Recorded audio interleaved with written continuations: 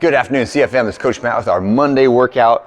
We are going to be going outside a little bit today, so just make sure if you're coming today, bring some warmer clothes. It's only going to be a sled push down and back, and then you can come back inside. So keep that in mind as we go through the workout today. Begin with 3 minutes of your choice warm-up pace cardio, and then get a band. We're going to do some band Romanian deadlifts. So now on this one, as we prep for the workout, all we're trying to do is just stretch out and warm up the hamstrings as well as the grip in the upper back. So the two targets for this are maintaining my posture, hinging at the hips, and engaging the glutes and hamstrings when I do those band Romanian deadlifts. Spider-Man plus a twist up. So in that long lunge, shoelaces on the ground on the back foot, trying to reach that elbow towards the ground on the inside of my forward foot, and then twisting towards that knee and extending the arm all the way up. You should get a really good stretch, maybe even a couple free pops out of your back when you do that. Scap pull-ups is next.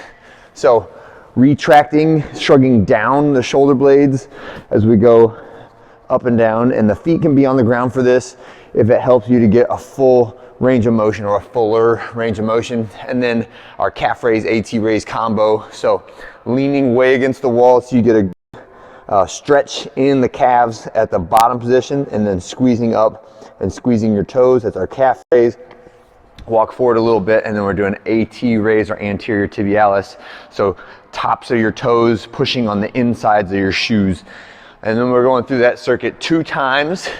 And then the rest of this is a sort of a loose 35-minute time cap. I'd like it to be done in about 30 to 35 minutes total. So you can think in that like 7 to 9 minutes per round when we do it. And we do have a portion that's partner oriented that you can do that by yourself or with a partner, but have a barbell. So we're gonna do our bent over barbell row for a set of 8. And so this means medium weight, right?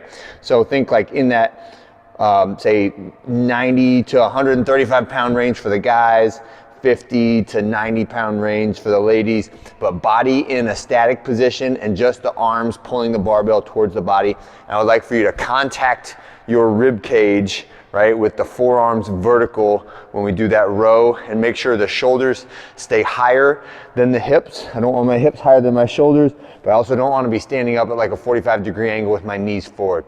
I want to be in the kind of the bottom of our Romanian deadlift position, right, when we do the bent over barbell row.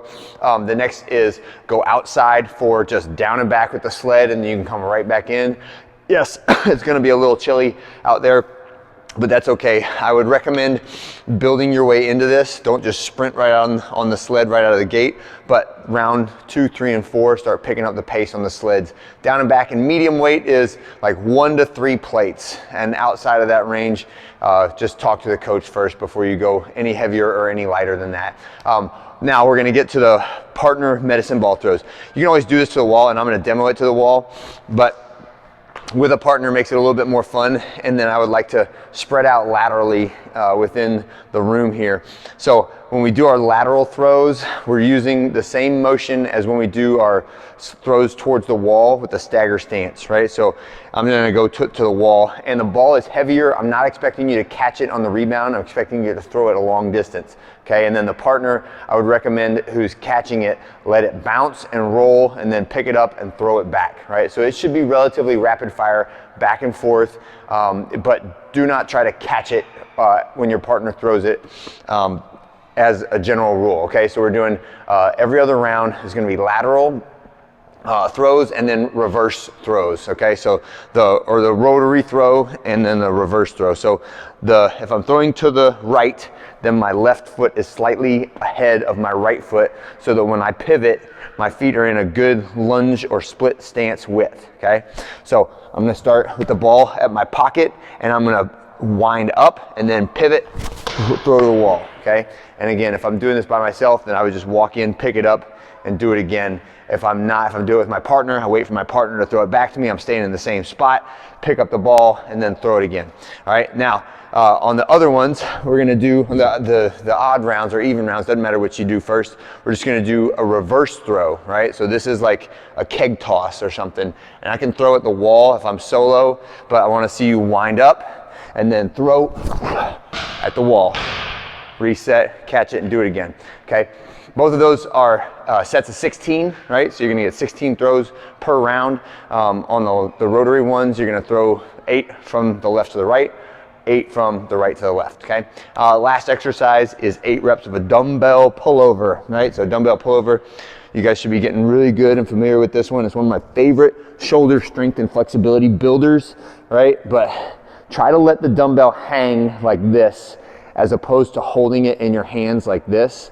And there's some slight difference to the recruitment of muscles when you do it like this that helps you use more of your shoulders and less of the muscles in your arms, right, in your grip, right? So the dumbbell stays vertical and I'm just pulling it, rolling it over my body like that, and I'm making extra effort to keep my abs really tight, squeeze my glutes, make a nice flat tabletop with my body when I do it.